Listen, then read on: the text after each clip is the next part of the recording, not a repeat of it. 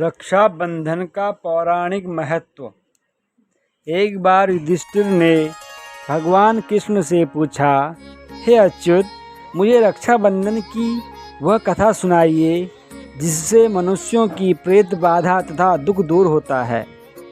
भगवान कृष्ण ने कहा, हे पांडव श्रेष्ठ, एक बार दैत्यों तथा असुरों में युद्ध छिड़ गया और यह युद्ध लगातार 12 वर्षों तक चलता रहा। असुरों ने देवताओं को पराजित करके उनके प्रतिनिधि इंद्र को भी पराजित कर दिया। ऐसी दशा में देवताओं सहित इंद्र अमरावती चले गए। उधर विजेता दैत्यराज ने तीनों लोकों को अपने वश में कर लिया। उसने राजपद से घोषित कर दिया कि इंद्रदेव सभा में न आए तथा देवता व मनुष्य यज्ञ कर्म न करें, सभी लोग मेरी पूजा करें। दैत्यराज की इस आज्ञा से यज्ञ, वेद पाठन तथा उत्सव आदि समाप्त हो गए। धर्म के नाश से देवताओं का बल घटने लगा। यह देख इंद्र अपने गुरु बृहस्पति के पास गए तथा उनके चरणों में गिरकर निवेदन करने लगे। गुरुवर, ऐसी दशा में परिस्थितियाँ कहती हैं कि मुझे यहीं प्राण देने होंगे। न तो मैं भाग ही सकता हूँ और न ही युद्ध भूमि में टिक सकता हूँ। कृपया करके कोई उपाय बताएं। बृहस्पति ने इंद्र की वेदना सुनकर उसे रक्षा विधान करने को कहा। श्रावण पूर्णिमा को प्रातःकाल निम्न मंत्र से रक्षा विधान संपन्न किया गया। येन बद्धो बलिर्राजा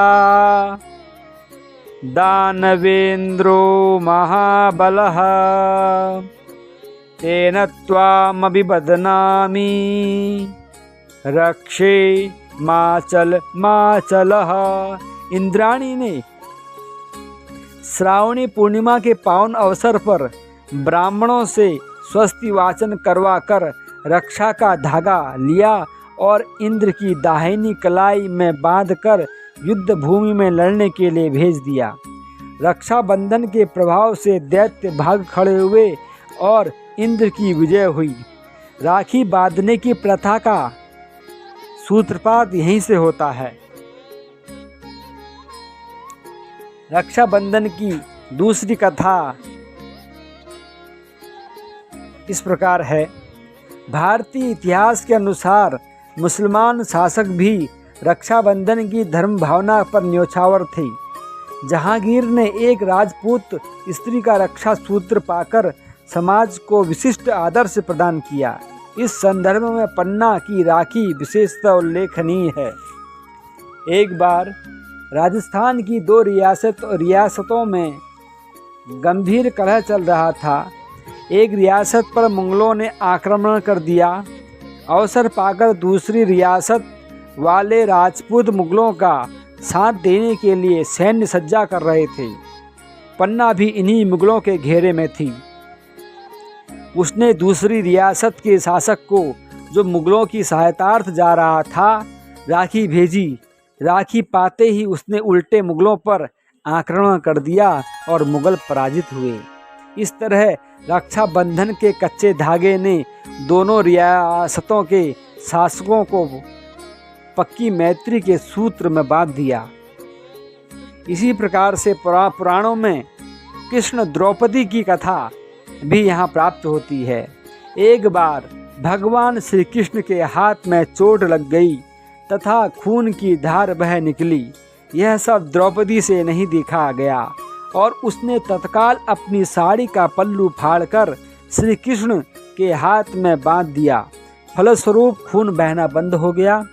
कुछ समय पश्चात जब दुशासन ने द्रौपदी की चीरहरण किया, तब श्री कृष्ण ने चीर बढ़ाकर इस बंधन का उपकार चुकाया।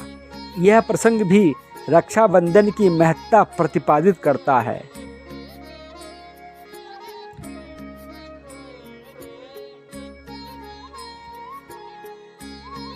रक्षाबंधन पर आधारित पुराणों में एक कथा और आती है। एक बार राजा बलि ने अश्वमेध यज्ञ कराया था।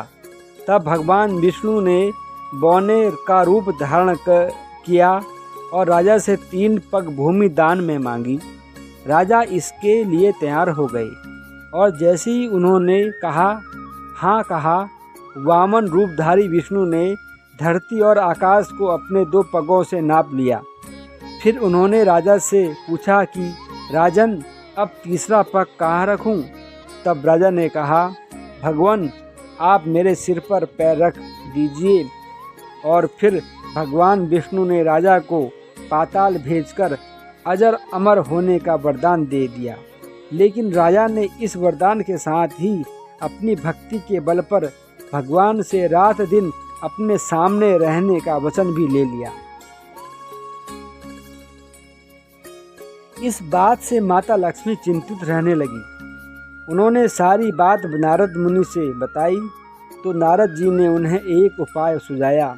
इसके बाद लक्ष्मी रोते हुए राजा के पास पहुंची तो उन्होंने उनसे पूछा कि आप क्यों रो रही हो? मुझे बताइए, मैं आपका भाई हूँ। यह सुनकर माता लक्ष्मी ने राजा को राखी बांधी और भगवान विष्णु को मुक्त करने का वचन लिया। संयोग से उस दिन श्रावण की पूर्णिमा थी। तभी से इस दिन रक्षाबंधन का त्योहार मनाया जाने लगा। इस दिन बहनें अपने भाइयों की कलाई पर राखी बांधती हैं और भाई अपनी बहनों की रक्षा का वचन देते हैं।